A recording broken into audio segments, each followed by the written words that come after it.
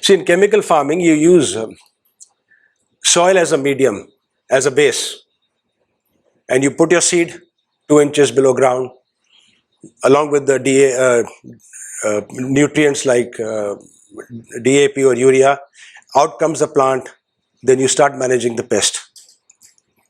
In between, you have used a lot of pesticides, insecticides, herbicides, weedicides. All those will get into you, into the seed of it, will get into you and will come out as a build-up residue after 15, 20, 30 years. This is what we are seeing. In the urban areas, you see people are borrowing, they're spending, they're taking insurance, which is again very costly on a recurring basis. But nobody talks about natural farming. Natural farming is the only solution towards the ill health of the nation. The cancer age was 50 something, it's gone down to 38 average. Just look at it. And we're not moving towards it. Nobody talks about it. The media does not talk about it. I see people, kids losing hair, thick lenses, irritable behavior, so many issues. So for the good of the society, for everybody's good, we have to go down to natural farming with a vengeance.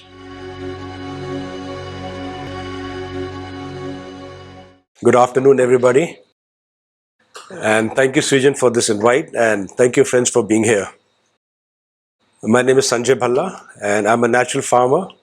And I'm here to share my experience on natural farming and its impact on health, on human health, on farmers' health, on the consumers' health, on the soil, on the animals, on the bees, on the insects, the entire living beings in the fields. Most of you would agree that there is a crisis in health situation right now. And I would just like to say one thing. Most of you are about 30, 40 years of age. But when I was, say, about 40 years back, there used to be one chemist shop amongst 3 or 4 colonies. And now there are multiple chemist shops in one small market of one colony. So what does it show? It shows deterioration in health. You go to a hospital, private, big ones, very expensive ones, but there is a queue of people waiting outside. You go to government hospitals, still larger, longer queues. So what does it show? Does it not indicate crisis in health? It surely does. You go to a doctor, no GPs now, specialist doctors for kidney, liver, bones, brains, whatever. Again, queues. So when I was about 18, 20, I remember, we used to very rarely go to a GP, and GP was always there available. He had no customers. So what does it show? Total crisis in health. Now, what can be responsible for this crisis? In spite and despite technological advances in industry, medical, all fields, biotechnology, we are still falling sick. It could be environment, it could be lifestyle, it could be food. Food definitely is one. Food over the years, if you see, it has become totally chemical farmed. Food in eateries, food for a common man, food in restaurants is all chemical farmed. Food being sold by stores, packaged and processed food is all chemical farmed. There is no talk about fresh, natural foods. Just got a little quote from one of the philosophers. It makes a lot of sense. If your health is absent, you cannot apply your intelligence. And I'm saying all this not from books. We have experienced this. I'm again stressing, we've been doing it for 6 years, and when we started, people used to laugh that natural farming is not sustainable, nobody has done it. I said if somebody does not do it, somebody does not bring the real product to the consumer, and the consumer does not experience the real product, the benefits of it, nobody will care about it, it'll just carry on, people will keep talking about it, there'll be few here and there projects. So we showcased natural farming and we brought it to our clients. I was amazed. I mean, there was a eureka moment every day for me in the farm. And from the client side, when somebody said, "Mere ghutno ki dard theek ho gayi, mere edi ki dard theek ho gayi," somebody said, "My kid had a mental imbalance. She's feeling much better now." So that is what inspired us. And one thing led to another. So here I am sharing my journey with you, and to talk more about, to highlight the goodness of natural farming, we have to talk about chemical farming, the ills of chemical farming. So we're going to talk about natural farming a little bit in depth, no graphs, no charts, nothing, more holistic talk, and about food and direct relation to health. It's a very cliche, let food be thy medicine, but it is so true. So, okay, what is so good about chemical farming? No, chemical farming is very good for your GDP. You see, right across the spectrum, right from making agrochemicals, fertilizers, you need big industries, a lot of cement, steel, plastics go in. And then more goes in terms of hospitals, pharma, medical care, by the ill effects of chemical farming. So our GDP, the pharma and the medical industry has been contributing or has been rising by about 18 to 21% few years back, now probably down to 12 to 14% as per statistics. And vis-a-vis our normal GDP growth of 5 to 7%. So just look at the weightage, how much weightage this has. Are we actually growing? So it's an immense contributor to GDP. That's about it. What is the difference between natural farming and chemical farming? See, in chemical farming, you use soil as a medium, as a base, and you put your seed 2 inches below ground, along with the nutrients like DAP or urea. Out comes the plant, then you start managing the pest. In between, you have used a lot of pesticides, insecticides, herbicides, weedicides. All those will get into you, into the seed of it, will get into you and will come out as a build-up residue after 15, 20, 30 years. This is what we are seeing. See, like at my age group of 60, our foundation has been very strong. Last 40 years, we are okay. Last 20 years, we have been eating this bad food, chemical farmed food. So effect may not be there too much on it. But the kids who are born today, the infants, the toddlers, teenagers, they are having a very huge ill effect on their health. Very huge. Unfortunately, we don't tom-tom about it, but if you look at it, all the toxicological data of pesticides is based on what? What research?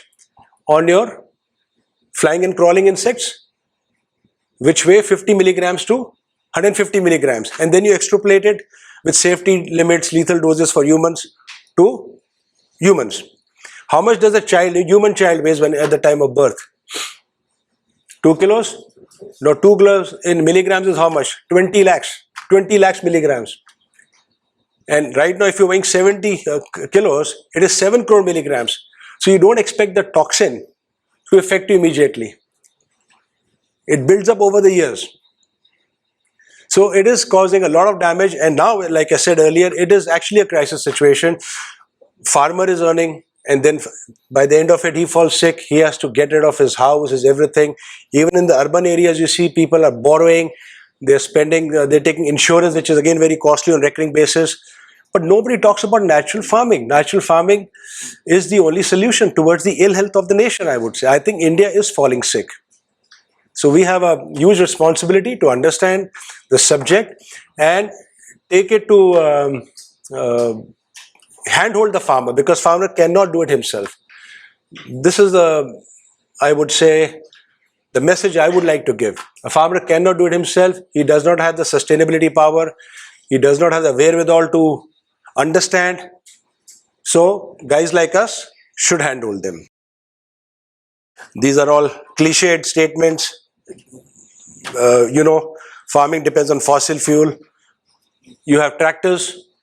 Now look at natural farming. What do you use? I will talk about organic farming also, but I'm not talking about organic farming. It's totally different from natural farming. Organic farming will comprise your bionutrients, your biopesticides, again man-made. So you go for certification. You have greenhouses, you still get a certification of organic. You're having different soils, you're having cocoa peat, then you're putting bionutrients with water, but you're not allowing, then you're having greenhouses, glass houses.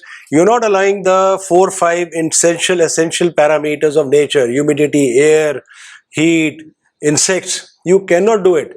It is so natural, and I'm not saying it again, I'm repeating. You come to our farms and you can see the effect of the harmony between the insects, the soil, the birds, and the health.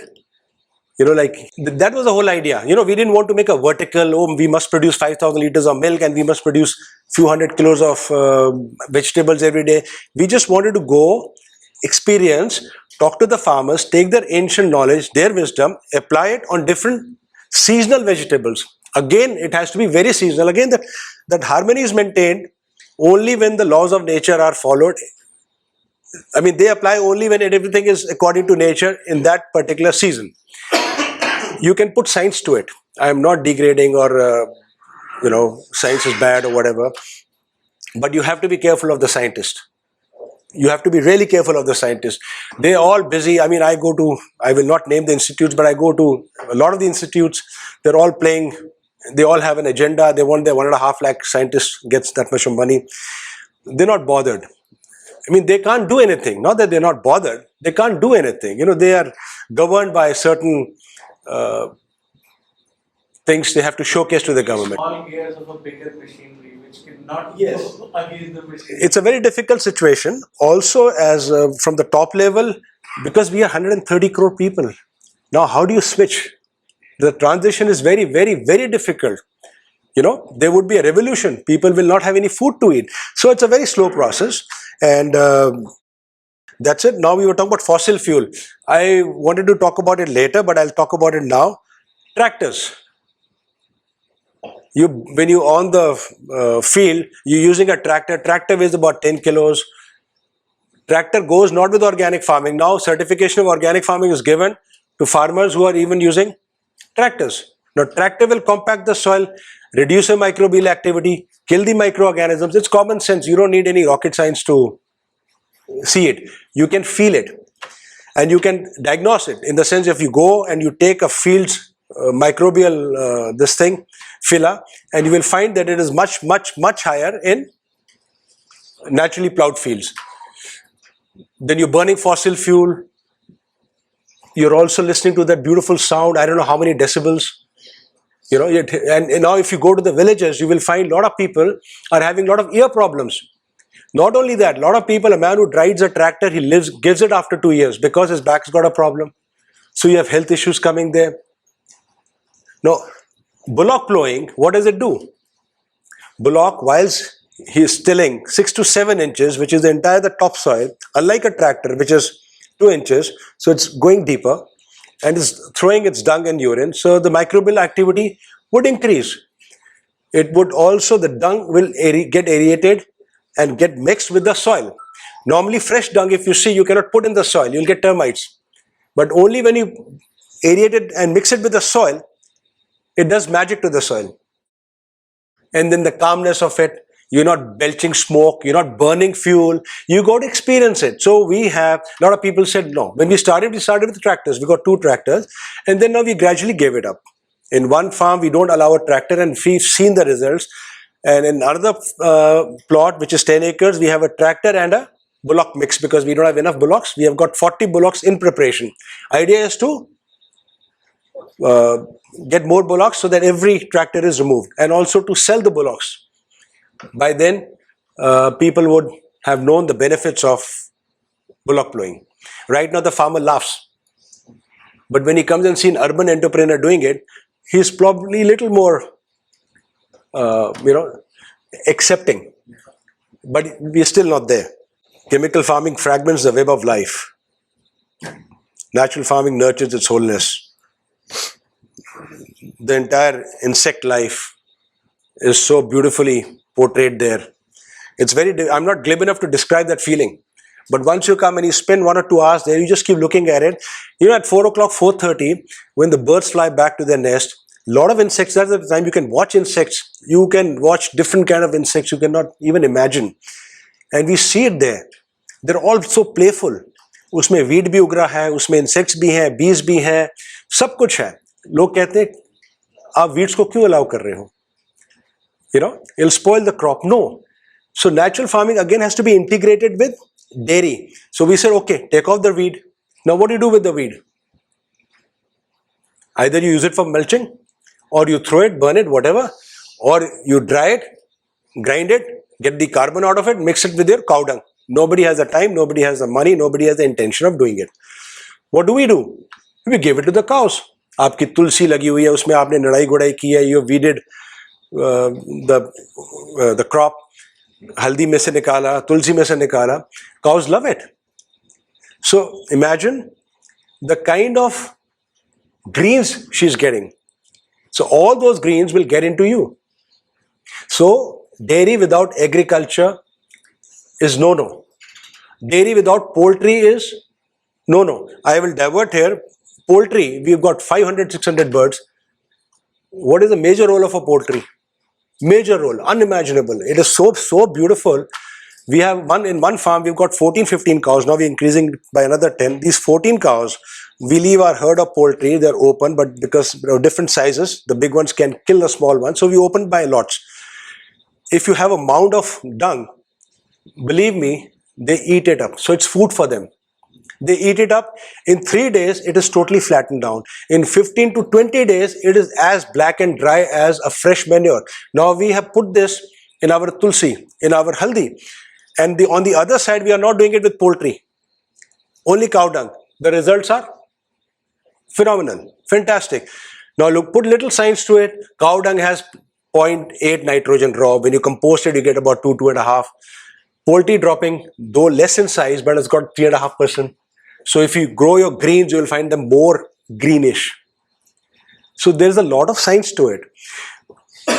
What I'm saying is, do not interfere in the chemical process of farming. Chemical farming should not be allowed. I am not against science. Use it. Use your science. Use diagnostic science to see what your product is. What constituents does it have? Phenols or carotenoids or whatever it has, and then apply it. People in the villages do not know these phenols and these vitamins and these other things, but they know ye blood ke liye acha hai. Like there is something called hathi chak. It's a rooty vegetable. We grow it. I learned it from my farmer. It's for blood pressure.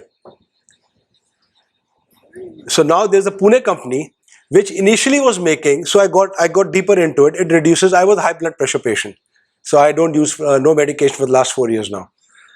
So I got in touch with this Pune company. They were making from real hathi chak, which they were getting from East UP and Bihar, and making this dose. But hathi chak, they could not get enough. So they synthesized that molecule and started selling synthetic molecules. You cannot ape nature. You cannot copy nature. It's proven. We are falling sick. And also I would say, like, a lot of people think, wow, today if I have natural grown food, I will become okay and I'll start dancing. No. Just the way you don't fall sick in a day, you will not get okay overnight with natural farm foods. It's a very slow process. Just like natural farming is a slow process, your body will also react slowly towards it. The root of unsustainability.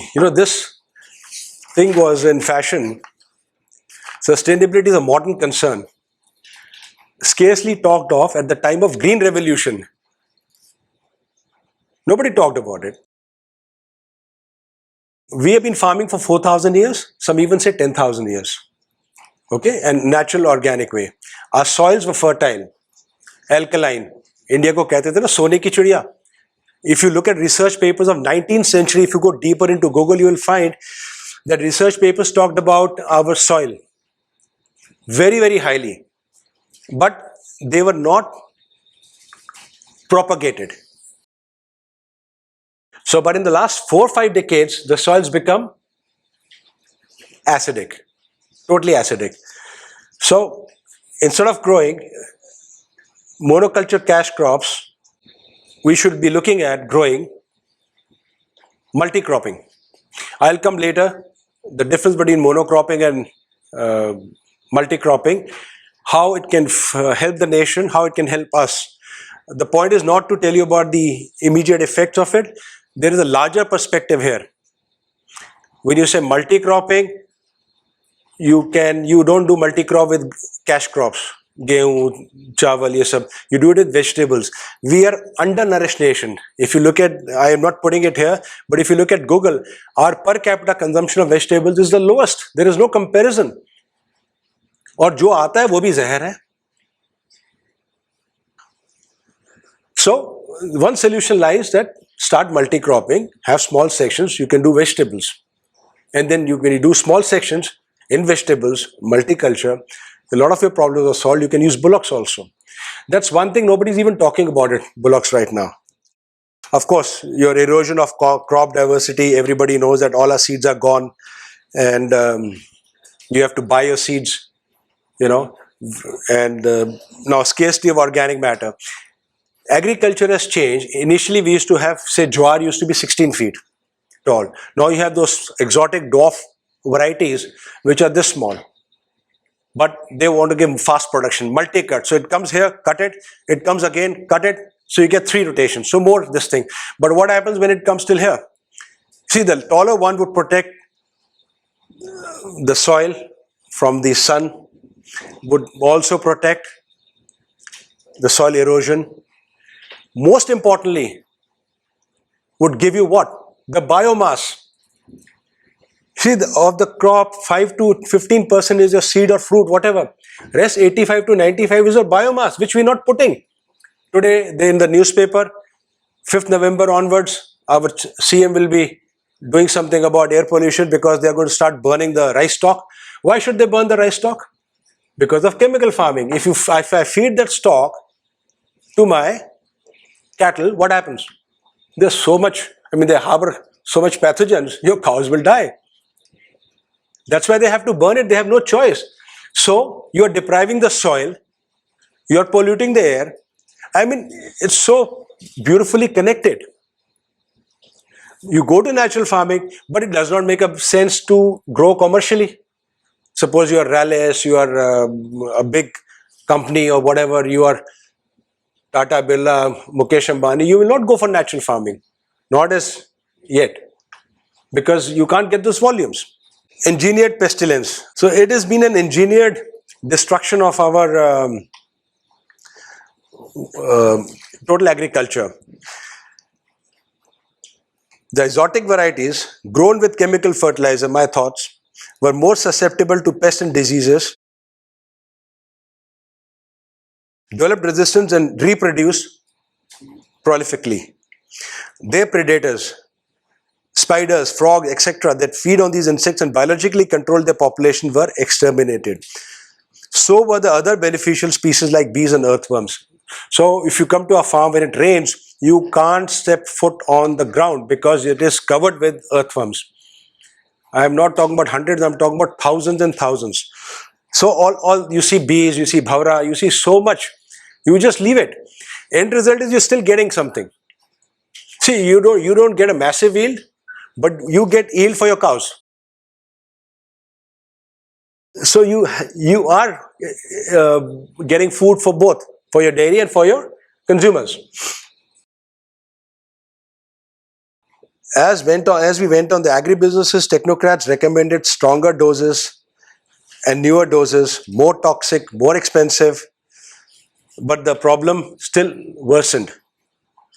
The cost of ecology, financial, human, all kept mounting. Everybody knows the chronic diseases, cancer, all getting younger.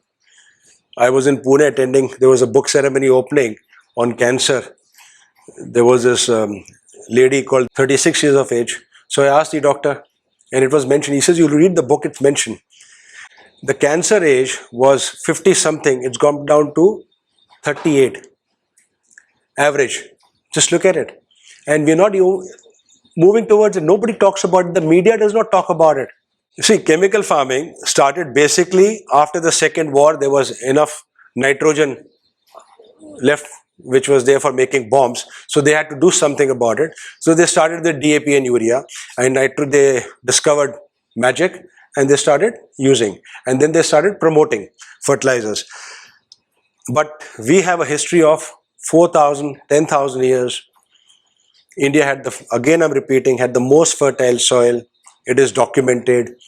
It is all gone. and we have lost our ancient wisdom. So we have all these institutes now, schools, all government sponsored, all universities are talking about it.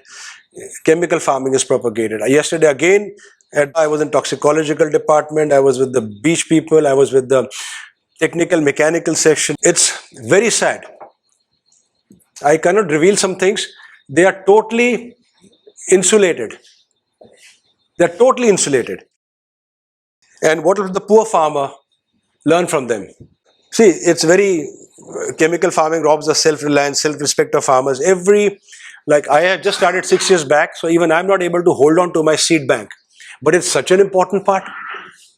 If I can hold on to my seed and I use the same seed next year, my seed is better. But I have to go buy the seed. Okay, so it's more expensive. I'm relying on outside external sources to buy my seed.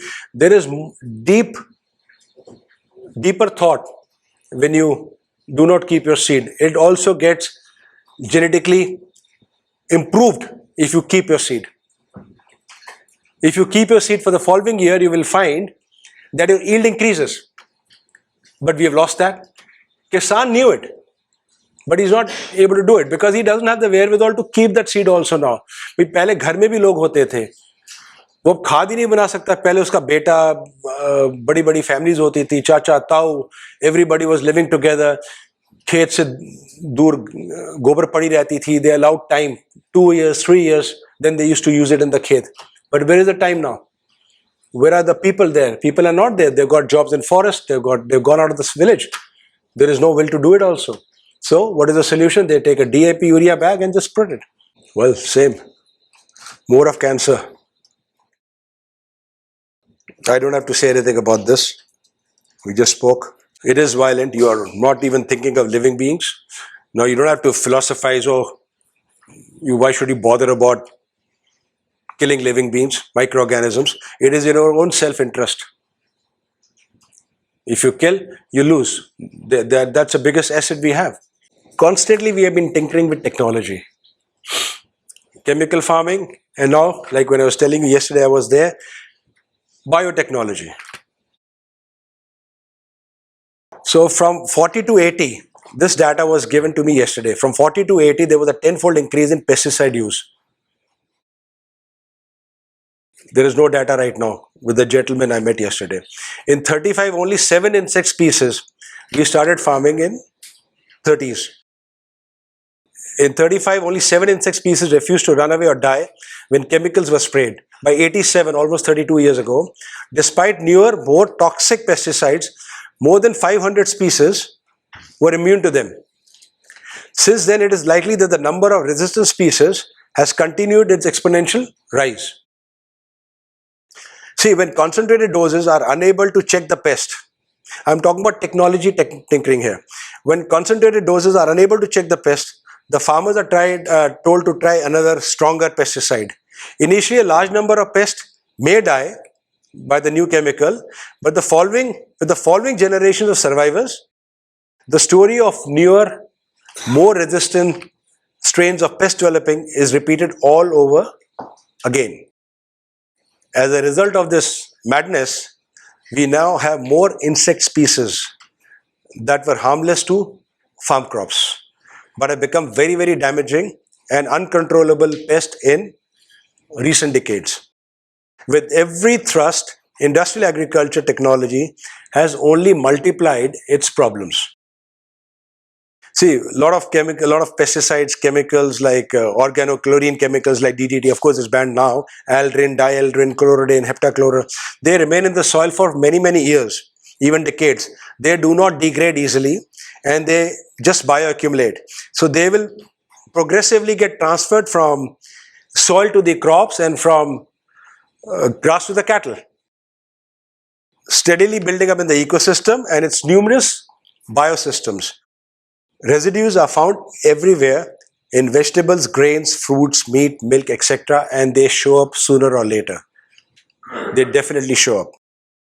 When humans, see, when you take chemicals inside, it gets absorbed by the small intestines. I'm again repeating earlier I said all the toxicological data is based on small insects. There are no monkeys used. Monkeys are banned. Even squirrels are banned now. They had larger animals now. So you were a little better off. But now they do it with this. So when you take these chemicals, they're absorbed by the small intestines. The toxins then adhere to the fat of the body, cumulatively piling up in the fatty tissues of such vital organs as thyroid, heart, kidney, liver, mammary glands, testes, and they sit quietly for years. Again, till they decide to make their presence felt. Faced with the mounting problems caused by the chemical pesticides, yet another tinkering, agricultural scientists have begun to look at biotechnology for engineering a new solution. Some biotechnologies like vermiculture are fairly simple. Others entail breeding of slick, naturally occurring beneficial microorganisms. Again, moving away from the natural order.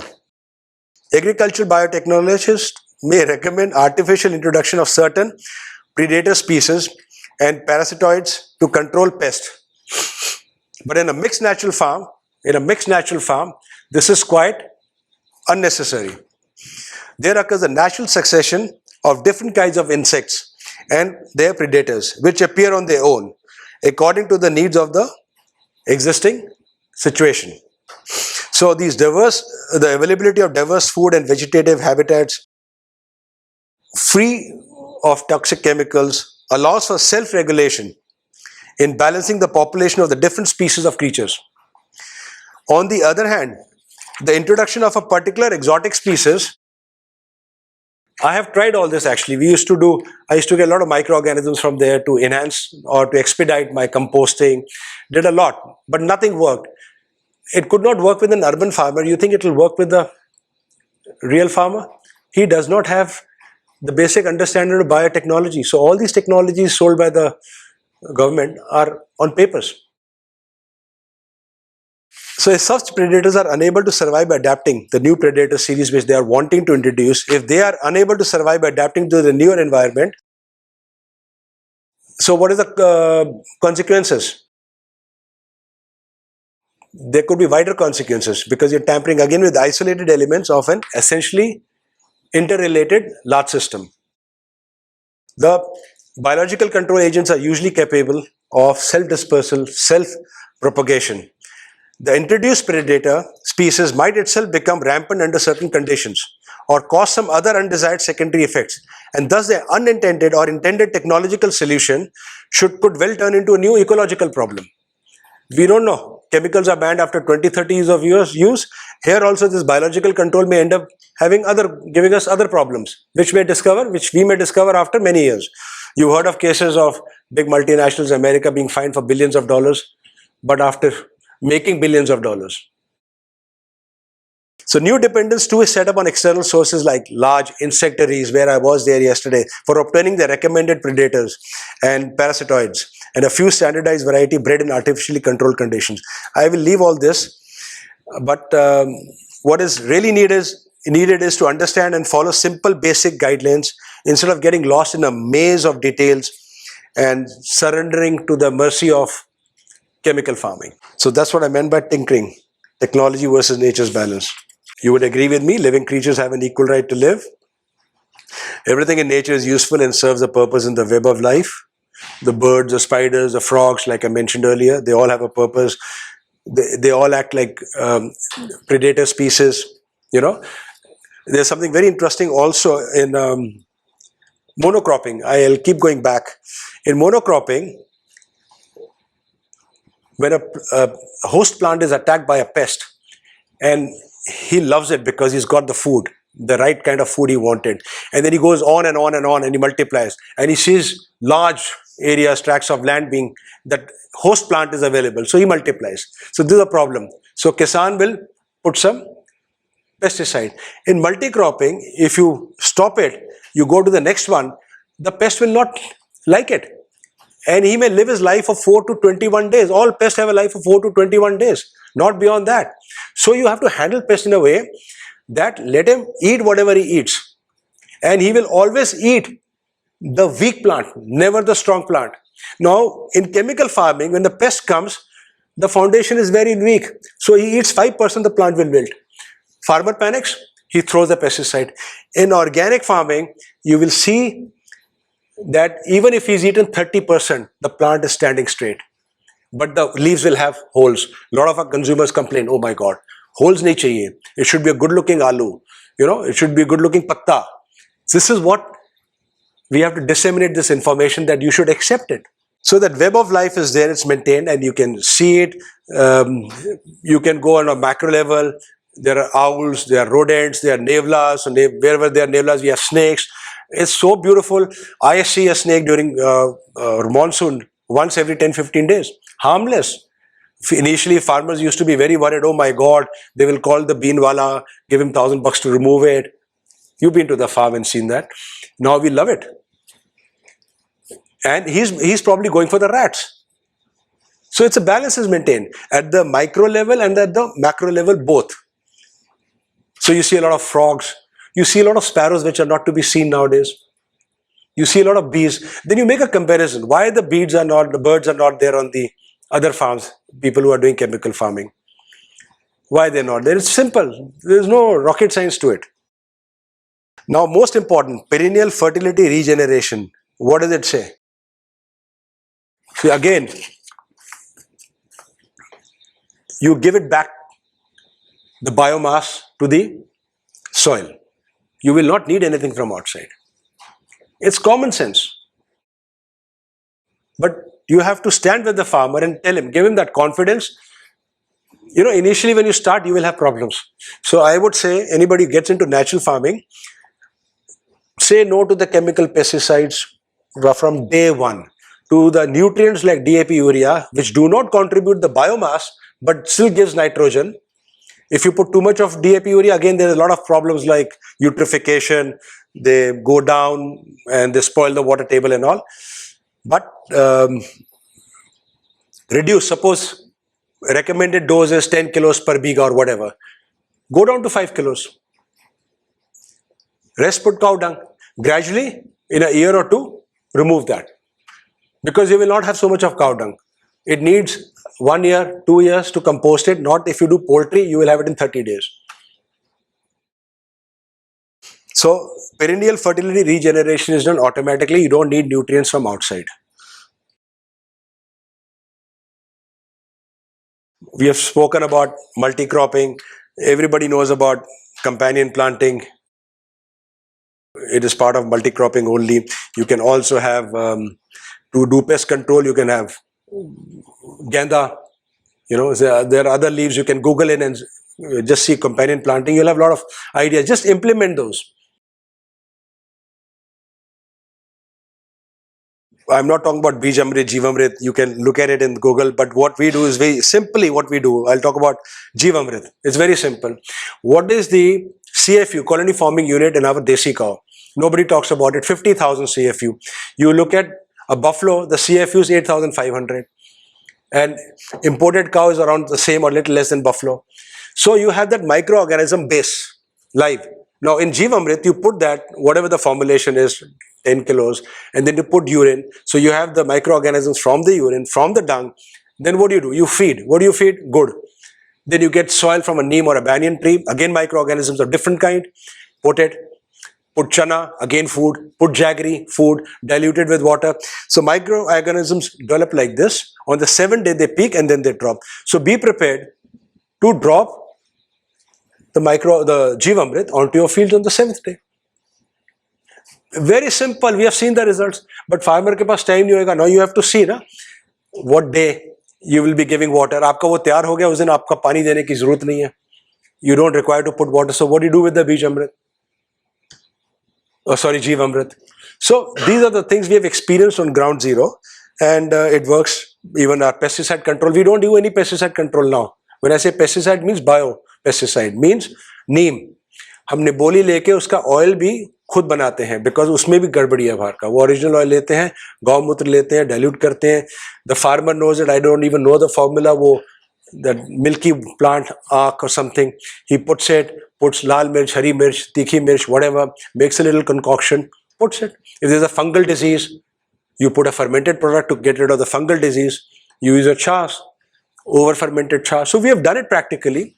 It works very well. Now even we don't do that because the ground is so beautiful. There is no need to do any pest control now. Only keep giving your nutrients. So with DAP urea, again I keep saying you don't get the biomass. With cow dung you get the biomass, which is very essential for retention of moisture. You know, there are so many things, like when we use even tractors, rotavators, you are spoiling the clay silt sand ratio. And when the rain falls, that ratio is totally screwed and there forms a layer down and the water does not seep in. And then it trickles off, causes soil erosion. Your water table goes down. We are seeing it. We have put solar in the last 6 years. Water table in this thing is at 28 feet. A lot of neighboring farms, it's gone down to 70, 80 feet. Now we are lucky. We are lucky that हमारे यहाँ का नहीं गया, but you know, it is not necessary when the water is going in that it will only stick into your aquifer. It can go anywhere else, but we have been very lucky with that. So we have observed these and we are very pleased with the results and we share it. Everybody gains by natural farming, especially the children whom we owe a great responsibility. I just can't even tell you that I see a lot of kids in one line of business I interact with kids a lot, right from infants to this thing. And I see kids losing hair, thick lenses, you know, irritable behavior, so many issues. So for the good of the society, for everybody's good, we have to go down to natural farming with a vengeance. My favorite topic, importance of cattle in natural farming. I'm not talking about milk or anything here. Like I said, the bulls and the bullocks are very important.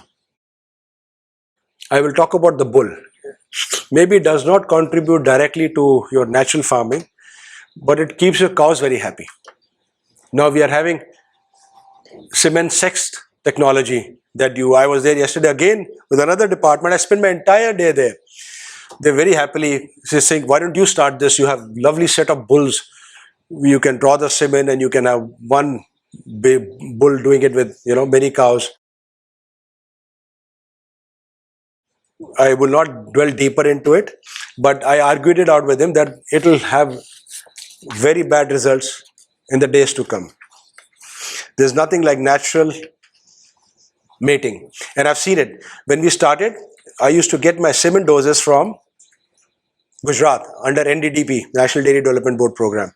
And I was very charged up and I used to buy 1,000, 2,000, 5,000 doses. I had 2 liters, 4 liters, 5, 20, 40, 50 liters containers, go from here to Mathura. My daughter was married, I was free man. And I wanted to do something and I kept injecting all Gir bull semen right from here to Tappal, you know, on the expressway, and then you go down to Tilkagadi, Maragadi and all those stations. And then I realized that when you put a semen dose, I was pretty successful, 80%, but otherwise it's 40% success rate. Why? Cow gets into heat on 22 days, every 22 days. Now with artificial insemination, you don't know what time is the heat coming. So the farmer observes, then he calls the vet. The vet comes probably a day later. The peak period is gone. The peak heat period is gone. But he still comes. He's got a free dose from the government. He charges the farmer $500 or $400. He's made his money, puts an injection, goes. What happens? Farmer does not suffer. She has not been impregnated. She is not conceived. But she is milking. So farmer को फर्क नहीं पड़ता. वो wait करता है next के लिए. दूध तो आ रहा है ना. But what has happened in this meanwhile? Hormonal imbalance. This is what is happening.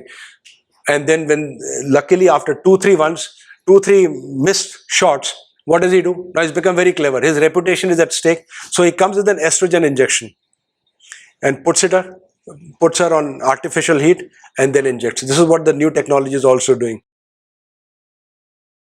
So a happy cow will give you better milk, a better farm produce, you know. So this is the story of bulls. Bullocks, I talked about natural farming. I talked about plowing, what it does. It pays for itself, not to the farmer right now, because like I said, he does not have the wherewithal. 20, 30 years back, he still had a good standing. He's become very, very poor now. He cannot do it. So we have to stand with him. I have so many times wanted to go deeper. I went to Mathura to do a project, but I failed miserably. But I learned and I came back. I said, let me stick here. Let people come and see. But one day, inshallah, I will go there, deeper into it, be amongst them. So what more about cows? Now, cow dung is being used from ancient times, something very interesting here in agriculture. It has played a very significant role in plant growth and plant protection. We never talk about the science behind manure. We just say khad hai. We are not able to communicate very effectively. The diversity of microbes present in the cow dung are efficient degraders of complex organic matter like cellulose, lignin, chitin, xylem, etc. And hence the use of cow dung in composting. Nobody talks about it. The predominant phyla detected in various studies are bacteroidetes, firmicutes, and probacteria. I was with this young lady, research scientist. So all this information we shared and I jotted it down, And she says, it is the best thing if you can do it. But can the farmer do it? Again, the same question. But we guys can do it. Now, studies have also detected Acinetobacter, Bacillus, Stenotrophomonas, Pseudomonas species, which have already been reported as IAA. IAA is indophyl acetic acid. It's a growth hormone. It's been detected. It's there. And Pseudophore producers, again, iron carriers, Many of these species have been reported to have nitrogen fixing and phosphate solubilizing activities, thereby imparting plant growth activity of cow dung, as observed by farmers over years. Several genera of bacteria, Bacillus and Pseudomonas, are known for antagonistic properties against bacteria and fungi. This justifies the use of cow dung as a purifier in religious practices and also for disease suppression in natural farming. I burn a cake every day. I don't need scientific evidence now, because I went initially to frac laboratories, to shram laboratories, कि ये test करो यार घी जलाएंगे तो oxygen create होती है नहीं होती. Initially I'm talking about 4 or 5 years back, but then by then I was getting my testimonials on increase of HDL, increase of calcium, increase of iron with ghee and other products, and I said, wow, no wonder the cow was revered and sacred. So there was something. And then so many things we were there, not the right forum to talk about it, which came so true, which was written in our ancient scriptures. Everything came true. From that point onwards, I started believing that whatever is written in the scriptures, by that inference, obviously anybody would believe that everything is true. So when you come to my office and you go to my house, I burn a dung cake every morning. I lit a lamp. And it does something. It does something. My maids are very happy. It gets rid of the bad bacteria. I'm not able to pinpoint, but it feels very good. Anyway, so enough of cattle. Health, food and agriculture, they have worked in isolation instead of working in unison. See, nutrition is not only essential for life, but for a healthy life. You must learn the connection between what you eat and how you feel. When you eat something nice, don't you say, wow, you feel good. When did you last feel that way? Maybe with some superficial enhancers you still feel, but you know what I'm talking. So understanding the clear connection between your health and your diet may spur you to make better dietary choices, and then may make you look, make you seek, make you source naturally farmed foods. That is the beginning. If you can't get into farming, you'll try to source it. The farmers will be encouraged, oh my God, this man is looking for naturally farmed. It's already started, but it has to grow exponentially now. Everything what we take food for granted, but food is important. It gives us the fuel to think, energy to move our muscles. The micronutrients, the vitamins, the minerals are there so that our bodies can function. You just don't need food to sustain. You must enjoy the food. You must feel better. That is the whole idea. Believe me, at my age, when I eat my roti, whole wheat ka roti, I'll come to that also, gluten intolerance, lactose intolerant. But when I eat my roti, full whole wheat ka roti, with this much of butter, it gives me the same pleasure which I had when I was 10, 15, 20. We have forgotten that. What butter are we eating? Amul's yellow butter? With a lot of preservatives. The whole industry, see, farming is one, processing is another one. Everything is adulterated, right? From your refined oils to your atta, to your milk, to your paneer, to your ghee, to your chas, buttermilk, which is such a beautiful thing. We need some approaches, innovative approaches, to produce these foods and then to make it available and affordable. Right now, my food is very expensive. Why? Because I have a very social cost, high social cost on it, because I got 40 bullocks and another 20, 30 bulls. We have 30 acres of land, all on lease, so we pay rentals.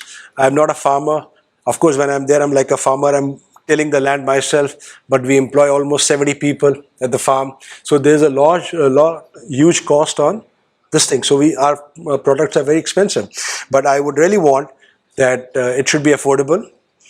But even then, perspective has to change. You know, a lot of people say 70% of my clients are from medium class to low class. You will not believe this. They are more aware. Simply, they are more aware. So they put a perspective. A petrol pump attendant will come every week to take 2 or 3 liters of milk. And he feels the difference. He says, "Yaar, sir ji, mere Sunday ko ab picture jana chhod di, bibi ko ghumana chhod diya." I said, "Wo mat kar." You know.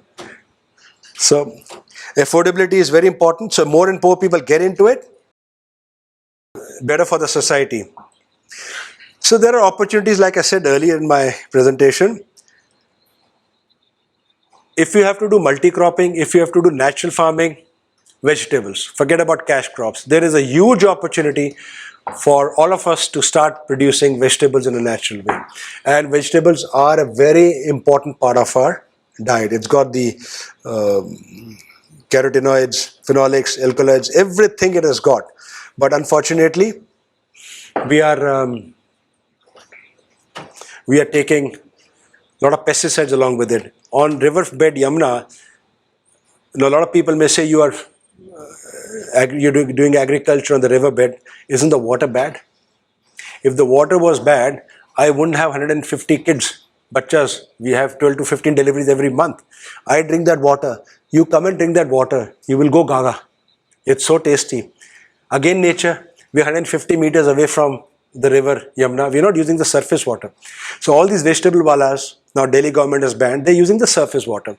Again, nature, sand filter. When you have a swimming pool in the house, what do you put? A sand filter to get till 25 microns. But nature not only removes that, it reduces the bacterial. My thing is no E. coli. My TDS is 198. My hardness is barely 38, 40. You drink that water and with lots of minerals. So a lot of times when I'm coming home, I pack it in this thing. So we are naturally getting blessed, I would say. So what is very important? So sabji mein करिए आप लोग जैसे बड़े बड़े crops को छोड़िए, get into sabjis. And it's got so much, like, you know, palak, spinach, lot of iron. You eat it and you'll see the result. A lot of people come back. They said they share their diagnostic results with us. I'm feeling so wonderful. My iron is, you know, gone fantastic. My calcium has gone good. Otherwise, you can fool a person once. You can't fool the person every time over a year. Over a long period, you cannot. So we increase the yield and we give high remuneration to farmers. You know, I gave a lot of proposal to Ministry of Dairies and to Agriculture also. This is an idea which I'm giving you people. When you go beyond Lucknow, Kanpur towards Varanasi, I used to do a detailed study. Sultanpur, फिर आप अयोध्या उस side पे, फिर नीचे आ जाओ Mirzapur, Banaras.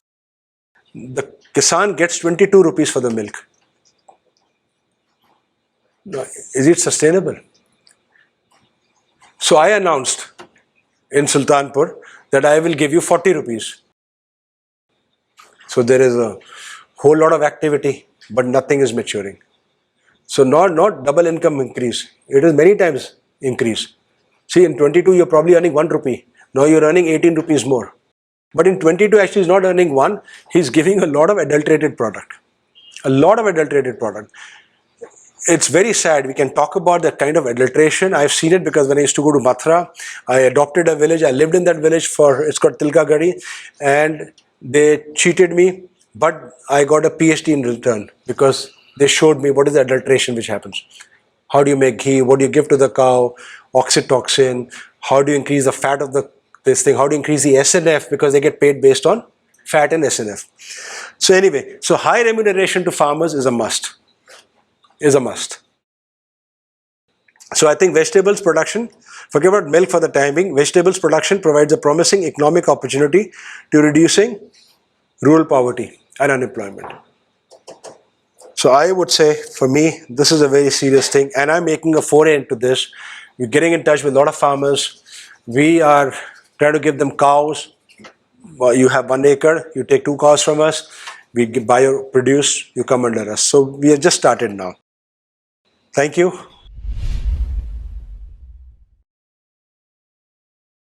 Sir, I want to ask you one question. Yeah. I mean, earlier it was said that, the crops in Punjab, they were one of the best wheat crops. But now we hear that every day a train of cancer patients is coming from there. What is the reason for this? Reason is use of pesticide. What else? Excessive use of pesticide. Okay. See, the farmer is uneducated. वो देखता है बगल वाले खेत में उसने डाला chemical. दुकान पे जाता है वो कहता है ये ले ले, ज़्यादा डाल दे. See, what does it cost? This zero budget natural farming is a very wrong thing. It is not zero budget. It's more expensive.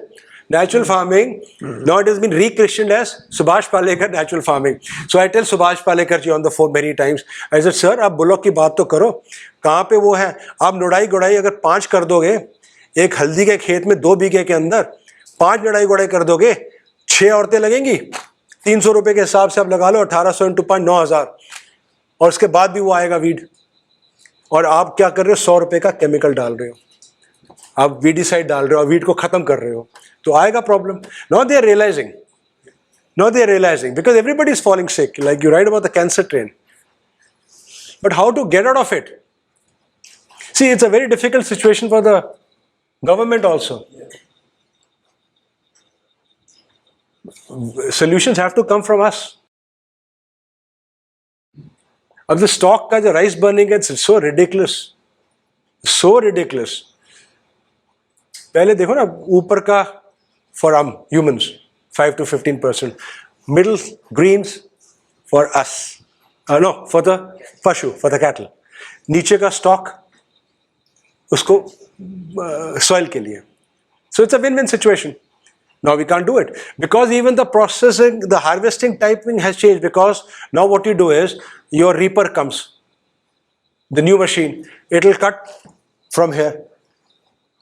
So you cattle का भी नहीं कुछ मिलेगा.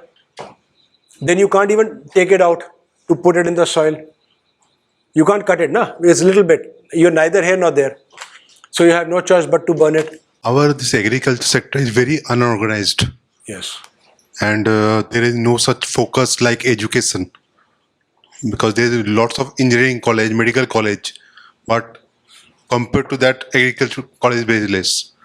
And everyone knows that it is not sustainable, because lots of farmers are dying, Yes. doing suicides. So no one want to put their hands in this. So what is the criteria for selecting this type of natural farming? Because it is not sustainable. It is not sustainable. So you source natural farm produce and give more money to the farmer if it is naturally farmed. अभी 1 किले में से 1 acre में से his income is barely 30,000. So you have 2 rotations, 60,000, 5,000 rupees a month. That's his sales revenue, not his less the seed cost, less the water. And average size is what? Less than 1 hectare now per farmer, because we've all split our farms. So how can he earn? He cannot earn. So it's been supplemented by dairy. Again, segregate ho gaya. Dairy has to integrate with agriculture. poultry, beekeeping, goat farming, fish, aqua, prawns, whatever. So these are all short-term quick fixes which will not work, which will confuse the situation more. So I'm sharing this with you that many of us here who listen to this should look at an integral solution. If you can't do it yourself, partner with few people, of like-minded people, so you can probably do it. One thing very good, like I said earlier, very important, if you take out from your diet few things, you will have less issues. एक तो vegetables हो गया. Do not use common salt. Do not use refined sugar. Believe me, use desi khandsari. Go to the village, get desi khandsari. You will not have peak in your this thing. You eat desi khandsari का कुछ भी आप अपने शिकंजी में डालिए, किसी में भी डालिए, and you eat. Take an acumeter. You will not have a peak. It does not. Just do it. Your sugar, blood sugar remains same. In fact, it controls it, I would say. You deprive your body of, lot of people say diabetic, or do not have desi khandsari, do not have this. Are you, just the way when you do natural farming, you do not avoid air, humidity, wind, sun, etc. Like I mentioned earlier. Similarly, in this, you have carbs, you have vitamins, proteins, minerals, and sweetness. Sweetness is the most beautiful, orgasmic thing, I would say. और आप पीछे भी देखिए, आप school जाते थे, माँ भी आपको मिठाई खिलाती थी. आप कहीं पे भी जाओगे तो पहले मिठाई का आता था. वो मिठाई अब adulterate हो गई है. So the whole thing about sweetness has been distorted, I would say. My post-breakfast count is 105, you know, and I was 185 fasting. So all these things, you check on yourself. So it balances out. You need all the nutrients. About oil, India is the largest importer for crude palm oil. You know, when it arrives into the customs, it is as black as this. And when it is sold at 40 rupees to all these blenders, it is beautiful, shiny, golden hue it's got. You know, it's fantastic. So whether you're buying groundnut oil, 40-50% is blended with refined palm oil. अब street के अंदर वो बिल्कुल वही 40 वाला use करते हैं. Greater Noida, there is a plant. He's become a very dear friend. So I don't talk to him so aggressively, but he knows, then he gives me a lot of inputs कि हम इसको देते हैं, उसको देते हैं.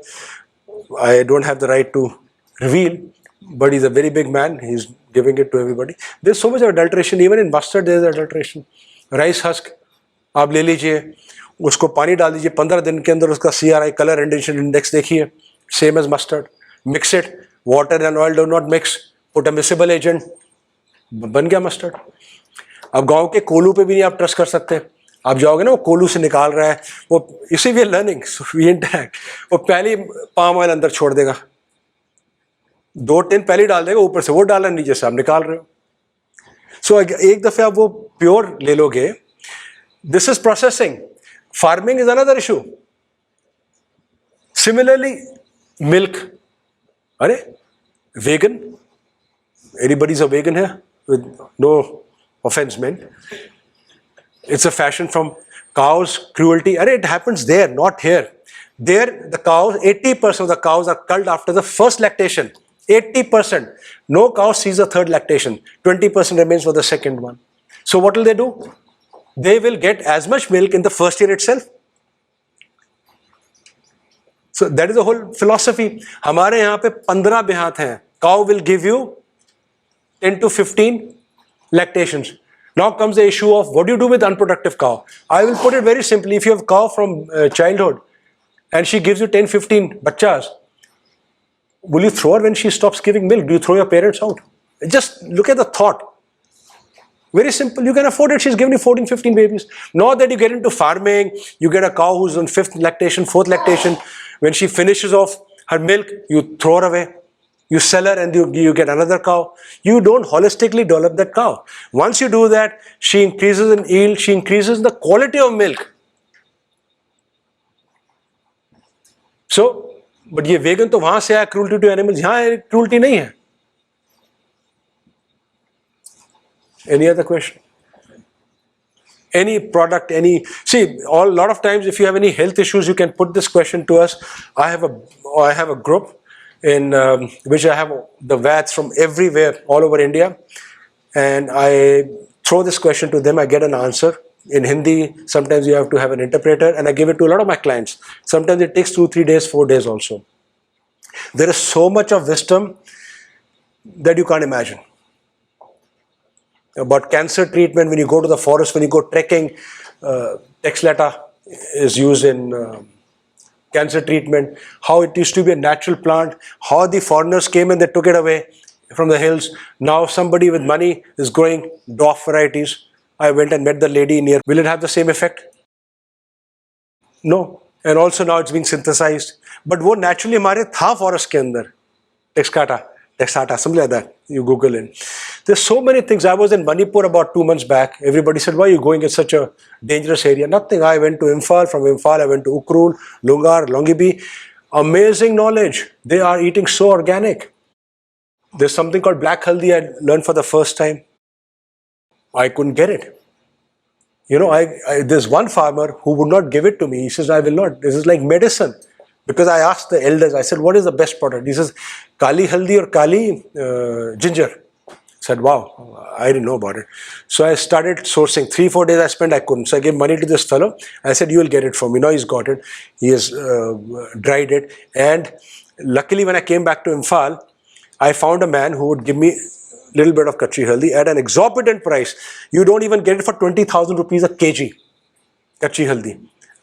Black haldi. I haven't seen the results as yet. So I got that. Instead of drying and selling it, no. What I did, in my farm, I planted. And they have come. The plants are beautiful. The haldi plant, we grow a lot of haldi. And they have this black streak. It's so beautiful. Now I'll see the effect of it. We'll go deeper into it. So there is so much of knowledge in our ancient systems. We just got to seek it. And put it to application. You just have to do that. वो अपने आप ही effect आएगा. Yeah, I had a question about the cancer incidence that you talked about. The age at which cancer is detected is going down. So my question is there any real epidemiological study that has shown this? And also whether or not this is only a function of our improved detection and diagnosis tools rather than actual increase in incidence? See, you may say that initially people lived with that. So it was never diagnosed. People always had it. No. You tell me something. Even if you have a small headache, will you not go to a doctor? We did not have headaches even when I was 20. I'm 60 right now. 10, 15, 20, we used to go to our Dr. Puri in Karol Bagh. He was always sitting. If I had a headache, would I not go? So what is this buncombe talk we are talking about? It was not diagnosed. So if you want, you can send me a mail and I'll send you his name. You will find the statistics on that book. Now that statistics is right or wrong, I don't know. Maybe scaring people. But you can see it. It's in your face. You can see it wherever you go. So, I had one question. What is the genesis of chemical farming? Like the powerful narrative about 60s, 70s that India is, going to be falling short of food production. We had food import, PL 480. So, if everything was fine and dandy, why didn't we stick with natural farming and fed whole population? There must be some reason why people started using all these pesticides. See, they are vested interest. Now, if you look at it, a simple thing like olive oil. How much is the import of olive oil? You Google in. 11,000 crores of olive oil was imported into the country. Does Italy, the Mediterranean areas, do they make so much of olive oil? If you look at the olive oil, Cola Wheat and all these people, it is all blended. It is made by the Indian importers. 5 liter ke can pe inka naam aata hai. And you go there and you ask questions, they don't allow you inside. But that's an ethical challenging question. In name of organic or natural, you can also sell something which is not. So people can continue to blend. I'm saying that if our soil was so fertile 5,000 years back and Yes. if everything was so good, why did we shift to chemical farming? Because neither there was food production, poverty at the farmer level, whether There was these not. things did change or not, but that was the narrative given I to think us. we were a young nation. We were busy with, after independence, we were busy organizing ourselves. Sir, I have one question. What you're talking about, we are country of, like this vested interest industries there with the huge lobbies who create narrative, at the drop of the hat. We are being fed we want fresh vegetables every morning. And you see, government is bound to provide what is population is demanding. So I attended this Kisan Unnati Mela 1 year back in Pusa, and they were just giving solutions from hybrid seeds. So where is the hope? Like I lived with in Mysore farm, where a young engineer was trying to create like natural farming and this, but it was a huge lot of a struggle. Like it is viable. Like this industry, vested interest industry, make everybody controversial, because the doctors who want to provide real solutions, in their reports they make them controversial. They make everybody controversial except their mainstream industry, like hospitals. They work silently, and their hospitals are miserable criminal spots where white collar people, they are just covering each other. And I don't have anything against the profession of medicine or doctors, but what I'm saying, today we are a country of middle. I know What I'm saying. So because I tell you one more thing, that in Kerala I lived there for 3 years. So people talk dharma at the tip of the tongue, but in their heart that is greed. They want to sell more and more Ayurvedic medicine, and they want to show their farm, but they are squeezing every drop of milk from the cow, and they are having this cow being lactated for like as much as possible. So these good words are like this Palekar, Shri Palekar, he is doing real job, because I found his tomatoes and his vegetables are really smelling very good. Yes. Which nothing smells in Delhi. Nothing smells like apples are coming from cold storage, and they get very irritated when they see somebody smelling the fruits. And So it is happening slowly. The support system is being built. Like you talk about apples, I get my apples from Roru, 125 kilometers ahead of Shimla. It's very tough. You get those apples, and they're very nice. But then how much can I buy? 100, 150 kilos. His harvest is 1 ton, 2 tons or whatever, each weekly plucking. So there are a lot of issues, but we are helping, we are associating, So the fact that we are having this sort of a discourse, and you are present here, I am present here, we are thinking. So solutions will come slowly. Just keep doing your work. Forget about chemical farming. Just keep doing your work, feel the results, see the results. That's it. It will all increase in very small increments.